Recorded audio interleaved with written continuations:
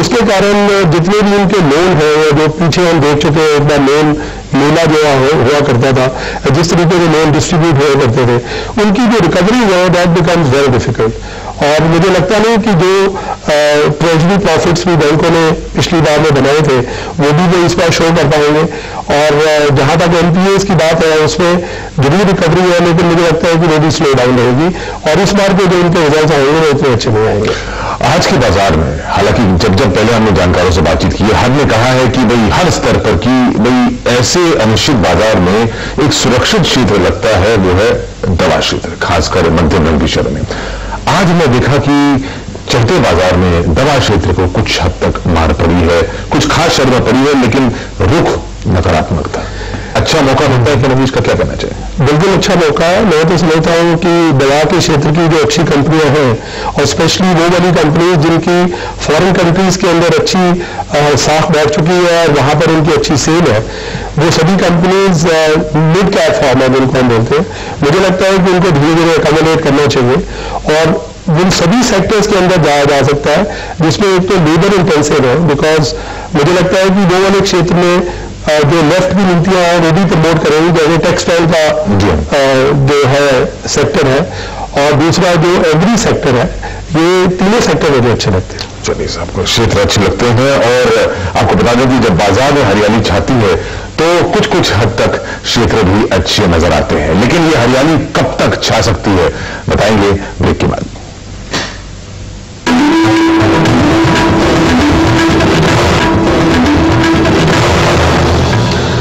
नतीजे आए हैं बाजार में स्टेलाइट इंडस्ट्रीज की, आइए देखते हैं किस तरीके से नतीजे आए हैं चौथे तिमाही और पूरे साल के। पहले चौथे तिमाही यहां पर शुद्ध लाभ में इजाफा हुआ है और करीब 21% का 73 करोड़ रुपए पर पहुंच गया है, जबकि आय में भी तेजी हुई है 33% की 890 करोड़ रुपए पर। पूरे साल पर नजर डाले तो यहां पर भी तेजी है 17.5% की तेजी, करीब 200 करोड़ रुपए पर मुनाफा, की आमदनी अब 3000 करोड़ रुपए को पार करते हुए करीब 40% ज्यादा। लेकिन आज के बाजार की सबसे बड़ी खबर होगी तेल के दाम बढ़ाए जाने पर और ये उम्मीद जताई जा रही है बाजार में कि भाई तेल के दाम बहुत ज्यादा नहीं बढ़ाए जाएंगे। इसकी वजह से आज ऑटो क्षेत्र में काफी ज्यादा तेजी थी, जबकि तेल सफाई क्षेत्र पर आज दबाव था। आइए निकुंज के बाद चलते हैं, कुछ और जानकारी लेते हैं दलाल स्ट्रीट की। निकुंज। मैं चेतन तेल सफाई क्षेत्र पर नजर डालता हूं तो शेयर बाजार में जो धारणा बन रही है वो है 1 से 2 रुपए की। अगर उससे कुछ अच्छा आता है तो वो सरकारी तेल कंपनी के लिए बहुत अच्छी खबर रहेगी। मगर आईसी में आज काफी इंटरेस्ट देखने को मिला, हालांकि एचपीसीएल बीपीसीएल नीचे बंद हुआ, आईसी आज ऊपर जाकर के बंद हुआ। इस पर एक ब्रोकरेज फर्म ने आज फिर अपग्रेड निकाला है। एक्लिनस का कहना है कि डिविडेंड गेन स्टॉक हो चुका है, 4 से 5% में इस समय डिविडेंड गेन आती है। टाटा पावर हालांकि ऊपर था, मगर अब पूरे ऊर्जा क्षेत्र पे नजर डालें तो उसके अंदर खासी रुचि देखने को नहीं मिली थी। रिलायंस एनर्जी 1 रुपये पर, बीएचईएल 10 रुपये पर, पावर ट्रेडिंग कॉर्पोरेशन के अंदर गिरावट देखने को मिली थी। तो पूरे ऊर्जा क्षेत्र के अंदर आज खासी रुचि नहीं थी, सिर्फ टाटा पावर भी आज के कारोबार में छाया हुआ था। बैंकिंग पर नजर डालते हैं, वहां पर पीएनबी काफी मजबूती के साथ बंद हुआ, एक ओवर सोल्ड टेरिटरी में था चेतन। इसके अंदर काफी ज्यादा मिक्स्ड ओपिनियंस आ रही हैं। सोल्ड उदास दल ने एक बैड रिपोर्ट निकाली है, एचएसबीसी और मॉर्गन स्टैनली ने उससे नेगेटिव रिपोर्ट निकाली है। तो बैंकिंग क्षेत्र को लेकर के धारणा इस समय एकदम भी समझ में नहीं आ रही है चेतन। जी हाँ, लेकिन आज का सबसे बड़ा क्षेत्र होगा तेल क्षेत्र, क्योंकि तेल के दाम बढ़ाए जाएंगे। 8 बजे के बाद तेल मंत्री इस बात की घोषणा करेंगे और उसी के चलते आज ऑटो क्षेत्र में तेजी थी, जबकि तेल सफाई क्षेत्र में मंदी। क्या उम्मीदें हैं बाजार को, आइए हम चर्चा करते हैं। हमारे साथ मुझे नेता साहब है, उनसे जायजा लेते हैं। ऑटो क्षेत्र, तेल सफाई क्षेत्र, देखिए जो इस समय इंडिकेशन है, जैसा कि आपने भी अभी बोला है कि 1 से 1.5 रुपए के बीच की प्राइस इंक्रीज एक्सपेक्टेड है। अगर इतना ही आता है तो मुझे लगता है कि ऑटो क्षेत्र के अंदर कुछ ज्यादा गिरावट आने का चांस नहीं है। और अभी हम अगर मई की भी फिगर्स देखें तो इतनी बुरी नहीं है जितनी इस मंदी के दौरान सोची जा रही थी। तो ओवरऑल अभी ऑटो सेक्टर में सिलेक्टेड शेयर ठीक रहने की उम्मीद है। और तेल सफाई क्षेत्र यदि 1 से 1.5 रुपए ही बढ़ाए जाए तो लगता है तेल सफाई क्षेत्र में जिस तरीके से आज दबाव था वो दबाव निरंतर बना रहेगा। मेरा अपना सोचना है कि थोड़ी देर बाद में जो तेल सफाई के क्षेत्र हैं इनके शेयर्स थोड़े गिरने के बाद इनको उठाना ही बेहतर रहेगा, क्योंकि जिस हिसाब से मतलब खरीदना हाँ खरीदना बेहतर रहेगा। अभी थोड़ा सा दबाव रह सकता है इस बात पर निर्भर करते हुए कि पेट्रोल के प्राइसेस कितने बढ़ेंगे। कुछ और क्षेत्र भी हैं, छोटे छोटे क्षेत्र, आपने खासकर टेक्सटाइल क्षेत्र की बात की, आज भी उसमें रुचि देखने को मिली। मीडिया क्षेत्र में देखिए आज उसमें रुचि देखने को मिली, जबकि टेलीकॉम क्षेत्र पर आज कुछ हद तक दबाव था। क्या कहना चाहेंगे? छोटे छोटे क्षेत्र हैं लेकिन मुनाफा मोटा हो सकता है। देखिए, जहां तक मैंने टेक्सटाइल का पहले ही कहा है कि मुझे टेक्सटाइल क्षेत्र अच्छा लगता है, और क्योंकि ये लेबर इंटेंसिव भी है और एक्सपोर्ट ओरिएंटेड भी है। टेलीकॉम क्षेत्र भी मुझे तो अच्छा लगता नहीं घटना है, सबसे बड़ा मुद्दा कोटा अपना 2005 में टेक्सटाइल क्षेत्र। हाँ बिल्कुल, उसके कारण से उसका मेन कारण है जिसके कारण जैसे फार्मा में जब हटा था तो लोग सोचते हैं कि इंडियन इंडस्ट्री जो है ये वर्ल्ड मार्केट में कॉम्पिटिटिव हो जाएगी, और टेलीकॉम क्षेत्र भी मुझे अच्छा लगता है। और मीडिया क्षेत्र काफी खासा रुचि देखने को मिली है, रोज बरोज क्षेत्र के हिसाब से अच्छे ये स्तर पर जाकर बंद हुए थे लगभग सभी शेयर जो है। मीडिया क्षेत्र के बारे में मेरी जानकारी कुछ कम थी। चलिए साहब, कुल मिलाकर आप एक निवेशक को इस वक्त क्या राय देंगे?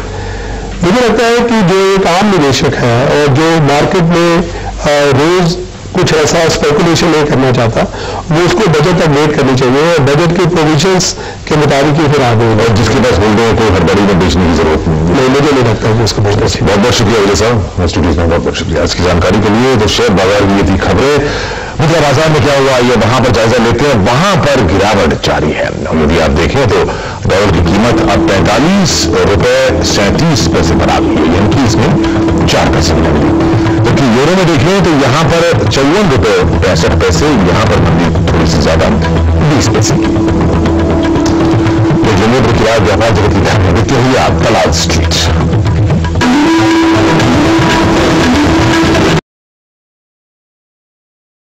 तेल क्षेत्र पर इस वक्त दबाव का आलम है, लेकिन आईटी क्षेत्र अच्छा लग रहा है, एफएमसीजी क्षेत्र अच्छा लग रहा है, ऑटो क्षेत्र में अच्छी खासी खरीदारी हो रही है, बैंकिंग क्षेत्र पर दबाव है। तो क्या उम्मीदें हैं? एक और राय लेते हैं हमारे साथ बाजार में विजय मेहता साहब, सीएमडी मैफकॉम सिक्योरिटी से, उनसे जायजा लेते हैं क्या उम्मीदें हैं बाजार? देखिए, अभी बजट के बिल्कुल पास हम पहुंच चुके हैं, तो जब तक बजट नहीं आ जाता मुझे लगता है कि ये जो 2-3 दिन हैं ये शॉर्ट रेंज में इसी तरीके का थोड़ा अनसर्टेन सा। आपको लगता है कि उम्मीदें ज्यादा है हकीकत कम? देखिए, अगर हम पॉजिटिव साइड पे देखें तो इससे अच्छी टीम बजट बनाने के लिए मुझे लगता है कि पहले कभी भी इकट्ठी नहीं आई। और लेकिन अगर दूसरी तरफ देखें तो हम अगर आंकड़ों की ओर ध्यान दें तो मुझे लगता नहीं कि वित्त मंत्री के पास बहुत कुछ देने के लिए बचा हुआ है। एक तरफ उनके पास में पॉलिटिकल कंपल्शन है सीएमपी की, उसमें उनको कॉमर्स के लिए कुछ करना है, दूसरे सेक्टर्स के लिए कुछ करना है, और दूसरी ओर यहाँ पर औद्योगिक क्षेत्र की, स्टॉक मार्केट की, दूसरे जो अलग क्षेत्र हैं उन सभी की उम्मीदें बंधी हुई हैं। इन दोनों के बीच में वो बैलेंस शायद कायम कर लें। एक टेक्निकली ही में प्रेजेंट अ गुड बजट, लेकिन मुझे लगता नहीं कि आंकड़ों के हिसाब से उनके पास में कुछ ज्यादा देने के लिए बचा हुआ। तो शेयर बाजार को आपको लगता है कि ये सब बातें जैसे आपने बताई है, एक नीरस बजट उन्होंने अपने इस वक्त के दाम है उसमें समेट लिया, उसको डिस्काउंट कर। देखिए, मुझे लगता है कि शेयर मार्केट में क्योंकि बजट का काफी हो हल्ला हो रहा है, लेकिन सिर्फ बजट एक सिंगल डॉक्यूमेंट नहीं हो सकता है जिसकी बेसिस पे बाजार आने वाले टाइम में चलेगा। अभी हमें ग्लोबल पोजीशन देखनी पड़ेगी, मानसून की पोजीशन देखनी पड़ेगी, जून के रिजल्ट देखने पड़ेंगे, ये देखना पड़ेगा कि फॉरेनर्स बाय करने के लिए आने को तैयार हैं या नहीं, क्योंकि सबसे बड़ी प्रॉब्लम इस समय मार्केट में बायर की है। आप इस वक्त 3 दिन के लिए खरीदारी करा देंगे क्या? मैं नहीं दूंगा। देखिए, मैं एक चीज थोड़ी अपनी गट फीलिंग बताना चाहूंगा कि बजट जैसा भी आएगा, एक बार बजट के बाद में थोड़ी तेजी आ सकती है, लेकिन ये तेजी सस्टेन करेगी ऐसा कहना बड़ा मुश्किल है। एक टेम्परेरी 1 हफ्ते के लिए या 10 दिन के लिए कुछ तेजी, कुछ सेक्टर स्पेसिफिक चीजों में जोश आ सकता है, लेकिन जो लॉन्ग टर्म तेजी है या मीडियम टर्म तेजी है उसके जो फैक्टर्स मैंने बताए हैं वो उन पर डिपेंड करेंगे। चलिए, इस वक्त खरीदारी है, कुछ तेजी है, वो बता दें आपको। टेलीकॉम क्षेत्र में इस वक्त तेजी का आलम है, टेक्सटाइल क्षेत्र में खरीदारी हो रही है, होटल क्षेत्र में खरीदारी हो रही है, इस्पात क्षेत्र में जैसे निकुल ने बताया खरीदारी हो रही है, शिपिंग में भी खरीदारी है, और चीनी के शेयर, खाद्य के शेयरों में भी खरीदारी है। तो इस वक्त बैंकिंग क्षेत्र को छोड़ और तेल बनाने वाली कंपनी जैसे कि ओएनजीसी को छोड़ बाजार में रुझान जो है ऊपर का ही है। अभी आपने बताया विजय साहब कि आप इस वक्त खरीदारी की राय नहीं देंगे, किसी भी क्षेत्र में नहीं देंगे। देखिए, हम 2 दिन जब बजट से पहले हैं तो कोई ऐसा बहुत ही ज्यादा स्पेकुलेट करने वाला अगर आम इन्वेस्टर है, मेरे ख्याल में उसको 2 दिन की वेट करनी चाहिए। जिस समय इलेक्शन के टाइम पे भी हुआ था, सभी लोग चाह रहे थे कि बीजेपी आए और बीजेपी आएगी, लेकिन उसके बाद झट से मार्केट का मूड बदल गया। लेकिन कुछ सेक्टर्स जिसमें अभी आपने तेजी बताई है, जो उनमें फंडामेंटली स्ट्रांग सेक्टर्स है, स्टील है, शिपिंग है, होटल्स है, खाद्य क्षेत्र है या खाद्य क्षेत्र है। ये कुछ ऐसे क्षेत्र हैं, इसी पर हम चर्चा करना चाहते हैं कि भाई देखिए, बुनियादी ढांचे पर कुछ ना कुछ होगा। मात्रा की बात है, भाई किस मात्रा में होगा, ये तो एक तय है कि भाई कुछ ना कुछ होगा, इस पर तवज्जो दिया जाएगा। तो उसमें कोई नकारात्मक बात तो नहीं निकल सकती। आप जैसे सीमेंट को देखिए, इस्पात को देखिए, बुनियादी ढांचे से जुड़े हुए टेलीकॉम को देखिए, इनमें खबरें तो सकारात्मक आई हैं। दूसरा, कृषि क्षेत्र को देखिए, भैया आप कुछ भी कर लीजिए, उस पर तो तवज्जो देने की बात तो पूरी तरीके से तय हो गई है। अब किस मात्रा में हो, कितना हो, ये बात तय होना है, लेकिन उस पर तवज्जो दिया जाएगा। यानी कि उस क्षेत्र से जुड़े कंपनियों में इस वक्त खरीदारी करने में क्या बुरा है। चाहे आप एफएमसीजी को लीजिए, आप दुपहिया वाहन को लीजिए, आप कंज्यूमर ड्यूरेबल्स को लीजिए, आप ट्रैक्टर की कंपनी को लीजिए, क्या खरीदारी में क्या दिक्कत है। देखिए, जैसे आपने कहा, टेलीकॉम में तेजी इसलिए आ रही है कि उसमें एफडीआई लिमिट 49 से 74% होने की लोगों को उम्मीद है। एग्रीकल्चर सेक्टर में इसलिए तेजी है कि प्राइम मिनिस्टर और पूरी न्यू गवर्नमेंट टेलीकॉम क्षेत्र में भाई ये भी बात की जाए कि अगर बुनियादी ढांचे में कुछ न कुछ किया जाएगा तो इस क्षेत्र में भी होगा, ये भी बुनियादी ढांचे से जुड़ा हुआ। देखिए, हमें ये बात सोच के चलना पड़ेगा कि जो कंपनी फंडामेंटल स्ट्रांग है, वो एक ओवरऑल व्यू पॉइंट के अंदर में उनकी प्राइस डिस्काउंटिंग रेशियो देख के वो तो एक अच्छी इन्वेस्टमेंट हो सकती है over a period of medium to long term. What we are talking right now is about the effect of the budget on the market. मुझे लगता नहीं कि एक budget as a single document market को किसी भी तरीके की खास डायरेक्शन इस बार दे पाएगा, barring some technical adjustments in the total financial bill. अगर मान लीजिए कि बजट में दर बढ़ाए गए, एक्साइज कस्टम्स के दर बढ़ाए गए जिसकी बातचीत हो रही है, सर्विस टैक्स फ्रेट पर लागू हो, सबके सब ये इन्फ्लेशनरी मेजर्स है, आपको लगता नहीं इसका दूर असर पड़ेगा? मुझे देखिए, मेरा अपना ये पर्सनल ओपिनियन है कि ये छोटे मोटे टैक्स से मार्केट में कोई खास फर्क पड़ने वाला नहीं है। कोई मार्केट में कोई भी आदमी जो इन्वेस्टमेंट करने के लिए आता है वो 5% टैक्स के कारण में घबराता नहीं है। ओवरऑल इस गवर्नमेंट की अगले 5 साल की कैपिटल मार्केट और इंडस्ट्री के प्रति क्या नीति होगी, उस एक सिंगल डॉक्यूमेंट की डायरेक्शन जो है वो ये बजट निर्धारित करने वाला है। एंड इसीलिए इस बजट के बारे में थोड़ी सी एक एंग्जाइटी सी मार्केट में है। जैसे बीजेपी गवर्नमेंट 5 साल रही, उसकी कोई डायरेक्शन पता चलनी शुरू हो गई थी। अभी इस गवर्नमेंट की डायरेक्शन के बारे में किसी को क्लैरिटी नहीं है, कितना कम्युनिस्ट लोग उसे इन्फ्लुएंस कर पाएंगे, कहां से फंड रेजिंग कर पाएंगे। अगर हवाई अड्डों के निजीकरण पर अभी देखिए, हाँ बिल्कुल, जब इन्होंने 2 बार अनाउंस करने के बाद में इस बार कम्युनिस्ट ने डायरेक्टली बजाय इनडायरेक्टली वहां पर जो उनकी ट्रेड यूनियन की उनके तो स्ट्राइक हो गई। So market wants a clear indication. परेशानियां हैं, चिंता है, किसी क्षेत्र पर हमने बातचीत की, भाई उस पर तवज्जो दिया जाएगा, निर्यात पर तवज्जो दिया जाएगा अच्छा खासा, इसकी बहुत बड़ी उम्मीद है। ऐसा हुआ तो आईटी क्षेत्र को लाभ होगा अच्छा खासा, टेक्सटाइल क्षेत्र को लाभ होगा और साथ साथ दवा कंपनियों को तो लाभ होगा भी। इस वक्त लाभ है इन सभी क्षेत्र पे, क्या क्या कर सकते हैं आपको बताएंगे ब्रेक के बाद। इस वक्त यदि आप अंतर्राष्ट्रीय पर नजर डालें तो हालांकि सूचकांकों में इजाफा है आपकी स्क्रीन पर, लेकिन बैंकिंग क्षेत्र पर दबाव है, खासकर निजी बैंकों पर। उससे क्या उम्मीदें हैं? वोटिंग राइट का जो मुद्दा है, साथ हिस्सेदारी को 10% से कम करने की आरबीआई के जो दिशा निर्देश पर जो चर्चा हो रही है, कितना घातक सिद्ध हो सकता है? हमारे साथ विजय मेहता साहब हैं, उनसे जायजा लेते हैं। विजय साहब, देखिए, अगर हम फंडामेंटली देखें तो जो भी ये बैंक्स हैं दे आर क्वाइट अट्रैक्टिव, लेकिन ये जो इनमें गिराव आज आया है उसके अंदर सबसे जो बड़ा रीजन है वो ये है कि आज जो पहले एक्सपेक्टेड था कि जितने छोटे बैंक्स हैं उनको फॉरेन बैंक्स एक्वायर कर पाएंगे, इसी कारण उनकी वैल्यू बढ़ती चली जा रही थी। अब ये 10% का प्रोविजन जो अभी तक एक र्यूमर है, अगर ये एक्चुअल में इंप्लीमेंट हो गया तो जो बैंकिंग क्षेत्र के जो छोटे छोटे बैंक्स हैं उनको फॉरेन बैंक्स में जो एक्वायर था उसमें मुश्किल आ जाएगी, तो इसलिए इनकी वैल्यूएशन मार्केट में कम हो रही है। तो होनी चाहिए आपके हिसाब से, किसी ने अगर निजी बैंकों में इस वक्त निवेश किया है तो वो निवेश कर दे, माल बेच करने का। देखिए, ये जो है गवर्नमेंट की एक पॉलिसी में बहुत बड़ा बदल होगा मेरे ख्याल से, जो पिछली गवर्नमेंट चल रही थी। क्योंकि अगर हम चाहते हैं कि फॉरेन इन्वेस्टमेंट इस कंट्री में आए और इस सेक्टर में आए, तो उसमें अगर आपने एंट्री लेवल पे ही बैरियर लगा दिया तो नेचुरली ये वाली चीज जो एक सेंटीमेंट को खराब कर सकती है। और यही वाली बात अगर दूसरे सेक्टर्स में चली गई तो उसका ओवरऑल इम्पैक्ट जो है वो फॉरेन इन्वेस्टमेंट पे होगा। नहीं तो आपके हिसाब से अगर ऐसा होगा, क्यों नहीं होगा? जिस तरीके से ये तो है मुद्दे, लेकिन क्योंकि दिशा निर्देश किए गए हैं, अगर ये लागू हो जाए तब निवेश करना चाहिए, क्षेत्र में निकलना चाहिए। देखिए, काफी बैंक्स ऐसे हैं जिनके अंदर ये वाली लिमिट लागू नहीं होती, तो ये बैंक टू बैंक हमें देखना पड़ेगा। और काफी फंडामेंटली जो स्ट्रांग बैंक्स हैं जिनके अंदर थोड़ी बहुत एडजस्टमेंट जब हो जाती है, उसके बाद ये अगर ओवरऑल बैंकिंग सेक्टर में तेजी है तो एक बार बॉटम आउट होने के बाद वो बैंक फिर दोबारा उस रेशो पे, उस रेट्स पे अट्रैक्टिव हो जाएंगे। चलिए साहब, शेयर बाजार से जुड़ी एक और खबर है मुद्रा बाजार। मुद्रा बाजार में डॉलर यूरो के प्रति अपने 3 हफ्ते के निचले स्तर पर पहुंच गई है। आज रुपए भी डॉलर के खिलाफ 20 पैसे मजबूत बना है और ये निर्यात क्षेत्र के लिए अच्छी खबर नहीं समझी जाती। हमारे साथ राजीव जैन साहब हैं बेसिक्स फॉरेस्ट से, उनसे जायजा लेते हैं। राजीव साहब, क्या हो रहा है बाजार में? चेतन, काफी स्ट्रांग रुपया आज खुला था मार्केट के अंदर 65-70 लेवल के ऊपर। खास तौर से मार्केट के अंदर 2 रिएक्शंस देखे गए हैं। एक तो इंटरनेशनल मार्केट में जो डॉलर की जो वीकनेस देखी गई है यूरो और जीबीपी के अगेंस्ट, एक उसका रिएक्शन है। कुछ बजट के पहले एक्सपोर्टर्स ने अपनी नियर टर्म पोजीशंस को हेज किया है, उसके रिएक्शंस के अंदर मार्केट में ये सेल ऑफ आया। आपको लगता है मजबूती बरकरार रहेगी? बजट के पहले कुछ भी कहना मुश्किल है चेतन साहब।